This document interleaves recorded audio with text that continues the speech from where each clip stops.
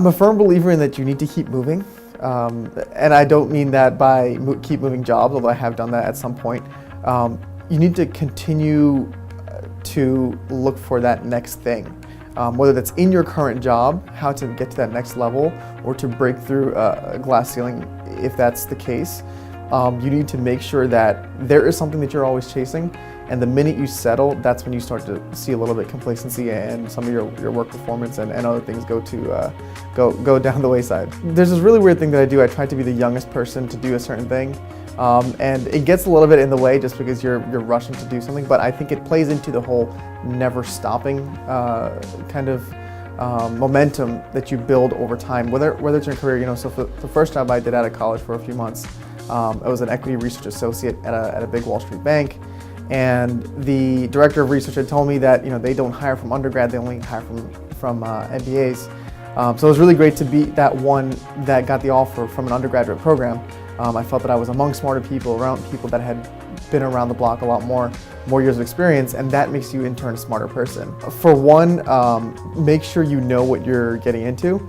A lot of times when students are coming right out of college, they feel pressure to take a job immediately when they get out of college, and that's not necessarily the right thing to do, and it's not the best job that they could possibly get. And I don't mean best job by salary or what they ideally want to do in their career, but it might be the right thing to do for the time being, and that's crucially important, and they might end up in a role that's great pay, but it will make them work for 100 hours a week, and they lose focus on the other things in life that matter. When I graduated Rutgers, the one thing that I could take away is that I was in classrooms where there were diverse thoughts, diverse backgrounds, diverse races and nationalities and genders. So I took that into my workplace. I'm at a Wall Street firm where we're not the greatest firm for diversity and even background. So in the two organizations I'm a part of, outside of that, I've made it a point to be as involved in different backgrounds and thoughts, schools of thoughts that I could, and that's given me a more holistic view of what's going on in our country. What are some of the issues that people, aside from those in New Jersey or even those at Rutgers or college students, are thinking?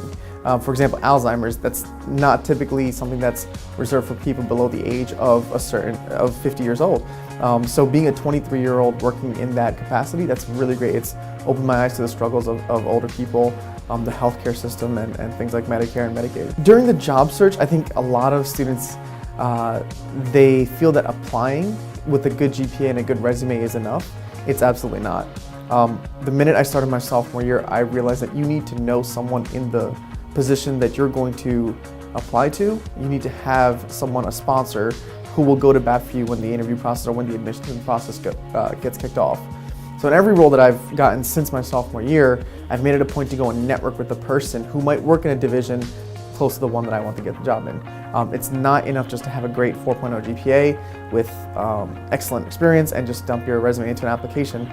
Because there's a lot of people from Harvard and Cornell and Yale that are all applying for those positions. For example, on Wall Street, they all have the same background. But if you want to differentiate yourself, you have to get in front of a person and convince them that you're good enough to be there. A lot of time when the recruiting season starts, people are very on edge, and they take that first job that pops out at them with an offer. The main thing to remember is if you're good enough to get that offer, you're most likely good enough to get another offer. There's a lot of companies out there. If you put the effort and you actually reach out and network with people, there are going to be doors that open for you. Unfortunately, we're living in a non-target school, and we're worried that if we don't take that offer, it's going to go to someone else, and I won't have another offer. It'll just go to someone from Harvard or Yale or something like that.